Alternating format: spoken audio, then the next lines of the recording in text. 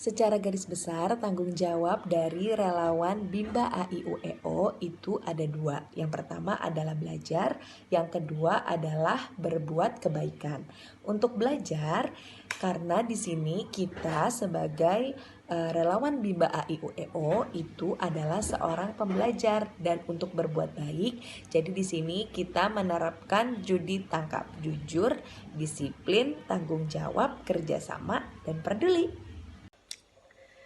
Kita akan kupas satu persatu mulai dari ayat pertama. Untuk ayat pertama maknanya adalah membimbakan, membimbing minat belajar anak, dan membuat suasana pembelajaran semenyenangkan mungkin alias fun learning. Nah, yang dimaksud menyenangkan di sini adalah tanpa ada paksaan. Jadi betul-betul dari keinginan si anak itu sendiri. Dan untuk ayat keduanya maknanya adalah anak itu adalah anugerah.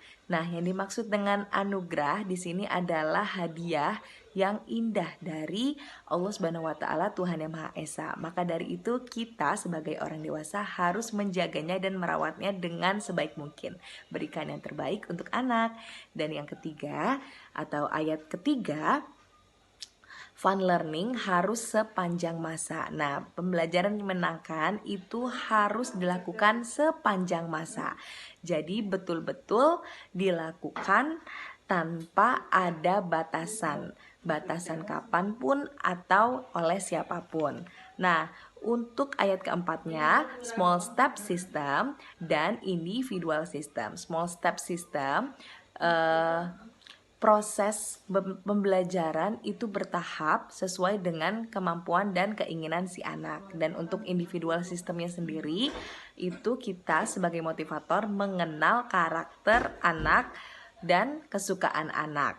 Selanjutnya untuk ayat kelima itu hak anak dan kewajiban orang dewasa. Hak anak yang ditekankan di sini ada dua. Yang pertama hak bermain dan mendapatkan pendidikan, sedangkan kewajiban orang dewasa adalah belajar.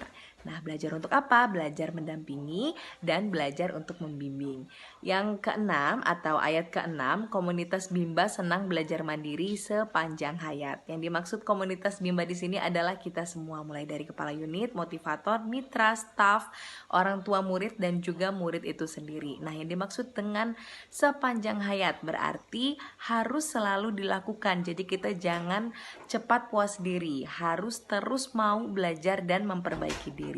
Yang terakhir ayat ketujuh adalah komunitas Bimba mensosialisasikan kebimbaan. Jadi ketika komunitas Bimba sudah merasakan manfaat dari membimbakan, kita seharusnya bisa mensosialisasikan ini ke orang-orang terdekat yang ada di lingkungan kita.